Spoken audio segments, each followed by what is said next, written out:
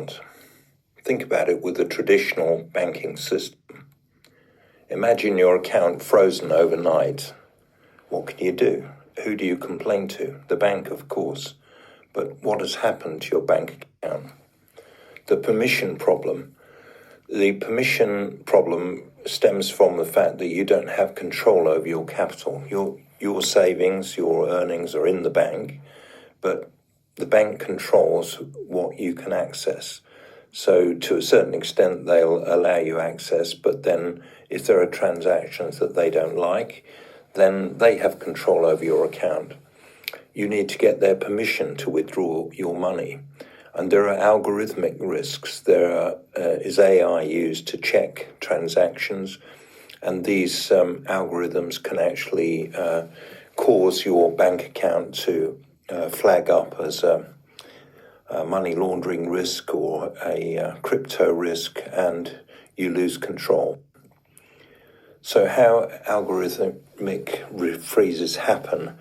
There's an AI detection system used by banks. They employ AI to monitor transactions closely. There's a pattern recognition of the algorithm. Algorithms identify suspicious patterns in transactions. And there are false positives sometimes. Legitimate businesses can be mistakenly flagged.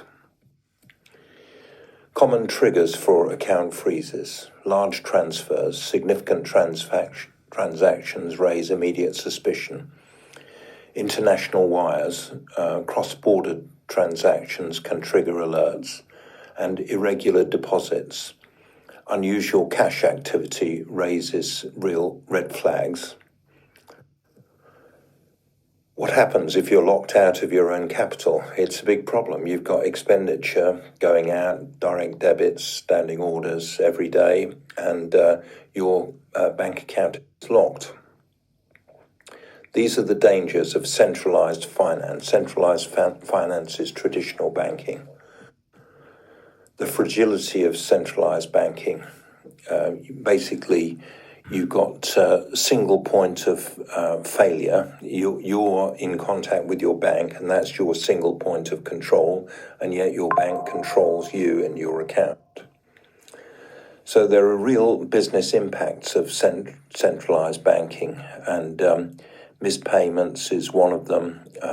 Missing payroll is a big problem. Financial sovereignty. How do you take back control of your funding and your finances and your expenditures?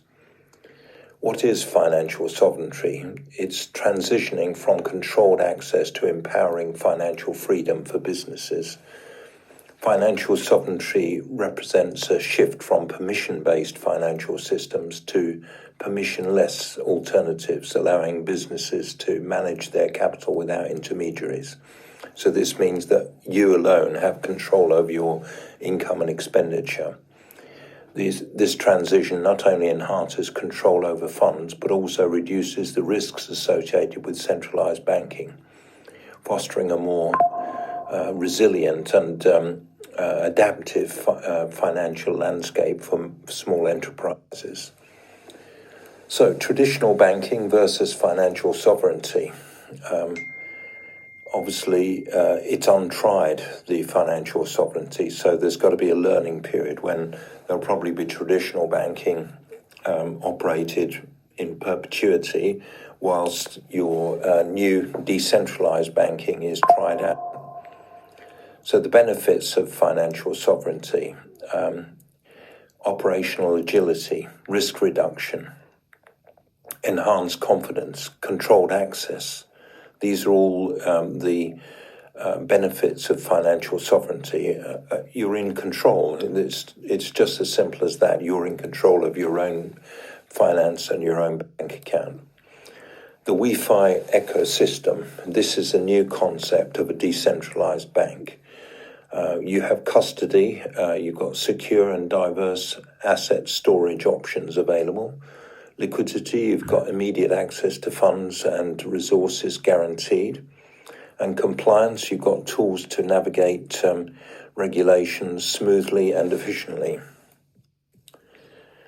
Key features of WeFi: The algorithm resistant, this is basically because it's decentralized. You haven't got a central bank operating an algorithm. You're in control of your own business, and the transactions are operated using blockchain. So everything is secure and transactions are accountable. Real-time transparency, stay informed with live transaction updates. Compliance without regulations, smoothly and efficiently. Real-world application of WeFi, well, you can use it for cash transactions, you can use it for setting up standing orders, direct debits in the same way as you would with a traditional bank. You can also obtain loans using your WeFi account, provided you've got the security to offset against the loan. Next steps to financial sovereignty, financial audit. Evaluate your current banking relationships thoroughly. Explore tools. Research WeFi ecosystem tools available today. Diversify custody. Consider multiple platforms for your assets. So that's an overview of traditional banking versus decentralized banking, or what we call in this presentation sovereignty. So if you're interested in signing up, there's a bit.ly link on this slide, as there are on every slide we've looked at, and there's a QR code there so that you can sign up to WeFi Bank. You can call me, that's Alan, on +44 7539 141257 or 07539 141257 if you're in the UK. Or you can drop me an email to alan@businessestostartonashoestring.com and check out our website, businessestostartonashoestring.com. Cheers for now.